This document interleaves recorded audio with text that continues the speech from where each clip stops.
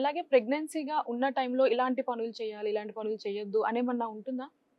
చాలా మంది అనుకుంటారు ప్రెగ్నెన్సీ అంటే ఎక్కువసేపు బెడ్ మీద ఉండాలని. అవును. యాక్చువల్లీ అది కరెక్ట్ కాదు. ప్రెగ్నెన్సీలో మన బ్లడ్ ఏదైతే ఉందో అది థిక్‌గా అయిపోతుంది. అంటే పల్చగా ఉన్న బ్లడ్ బాగా నూనెలాగా థిక్‌గా మారిపోవడం వల్ల బ్లడ్ క్లాట్స్ ఫార్మ్ అయిపోయి ఆ క్లాట్స్ డిఫరెంట్ పార్ట్స్ ఆఫ్ బాడీకెళ్ళే రిస్క్ ఉంటుంది.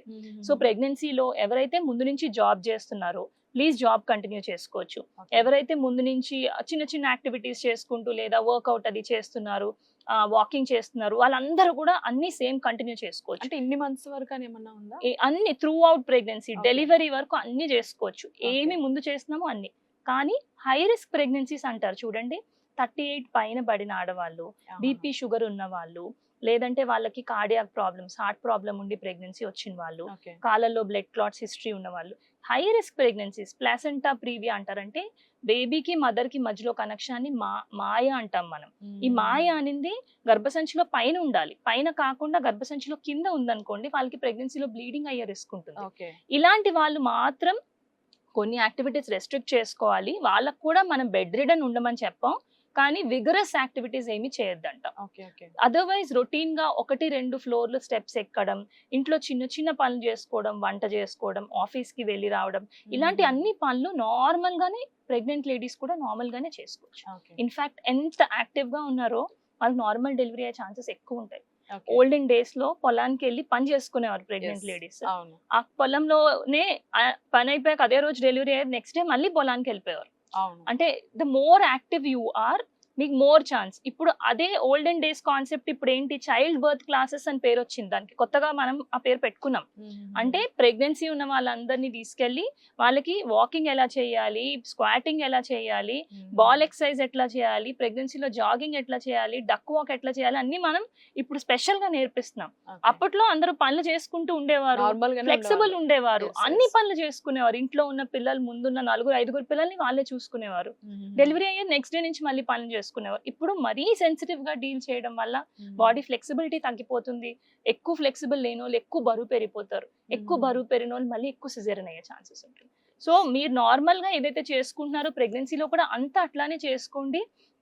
Don't take pregnancy like a punishment. ముందు ఎలా ఉన్నామో ఇప్పుడు కూడా అట్లానే try to enjoy as normal and be more active. ఎంత యాక్టివ్ గా ఉంటే వాళ్ళకి అంత నార్మల్ డెలివరీ అయ్యే ఛాన్సెస్ ఉంటాయి.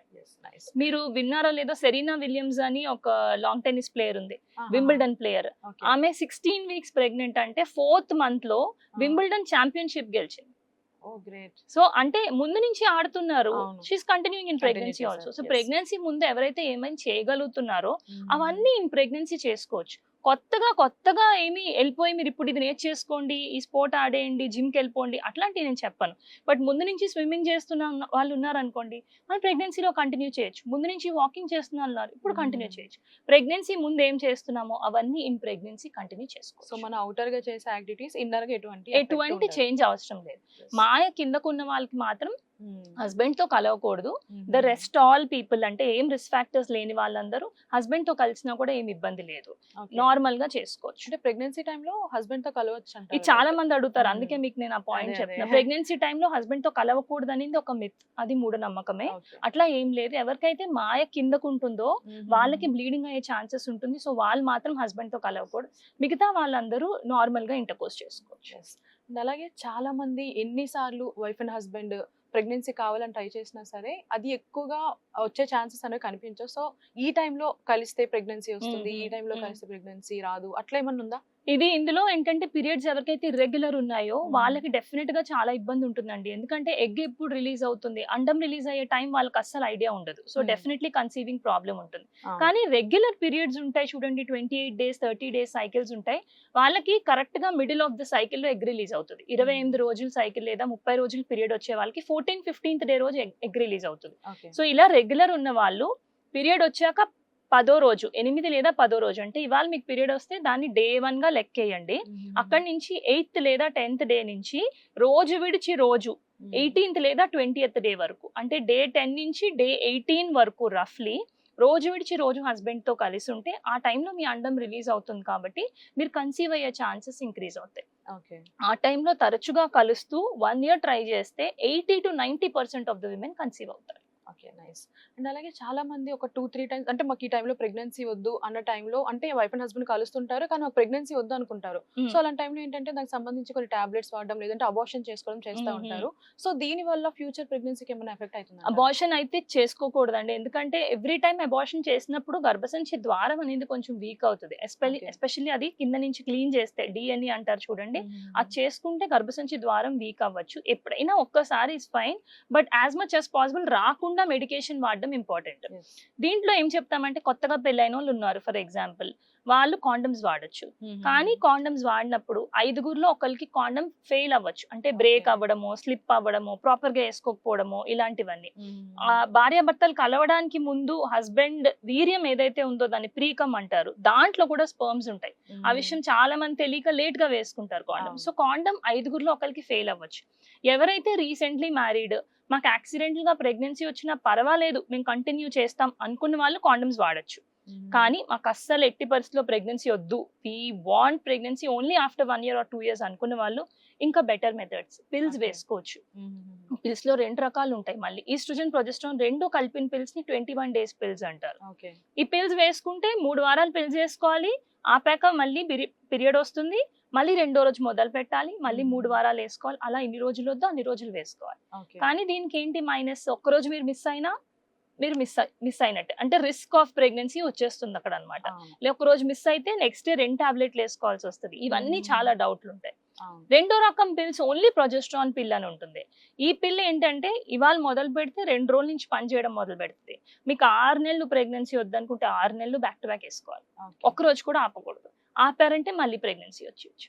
ఇవన్నీ కాదు, ఆల్రెడీ ఒక బేబీ ఉన్నారు, సెకండ్ బేబీకి స్పేసింగ్ కావాలనుకుంటున్నాం అంటే 3-4-5 ఏళ్ళు గ్యాప్ తర్వాత 2వ బేబీని కన్సీవ్ అవుదాం అనుకుంటున్న వాళ్ళు కాపర్టీ అంటారు, అంటే గర్భసంచిలో లూప్ అని వినే ఉంటారు. ఆ కాపర్టీ వేసుకోవచ్చు. కాపర్టీ వేసుకుంటే ఫెయిల్యూర్ రేట్ చాలా చాలా తక్కువ. పిల్స్ గానీ కాపర్టీ గానీ ఫెయిల్యూర్ రేట్ 1000 మంది వాడితే 3-4 అంటే అది ఎంత very minimal failure rate, almost family planning సర్జరీకి ఉన్నంత లెస్ ఫెయిల్యూర్ రేట్ అన్నమాట. కానీ కాపర్టీ మీద చాలా మళ్ళీ మూఢనమ్మకాలు ఉన్నాయి. వేసుకోకూడదంట, ఇన్ఫెక్షన్ వచ్చేస్తుందని. ఇన్ఫెక్షన్ వచ్చే ఛాన్సెస్ చాలా తక్కువ అండి. ఓన్లీ సైడ్ ఎఫెక్ట్ ఏంటంటే కాపర్టీ వేసుకున్నప్పుడు 3 లేదా 4 ఒకరికి కొంచెం బ్లీడింగ్ పీరియడ్స్ అప్పుడు ముందు 3-4 ప్యాడ్స్ అవుతున్న వాళ్ళకి ఈసారి 5 ప్యాడ్స్ అవ్వచ్చు.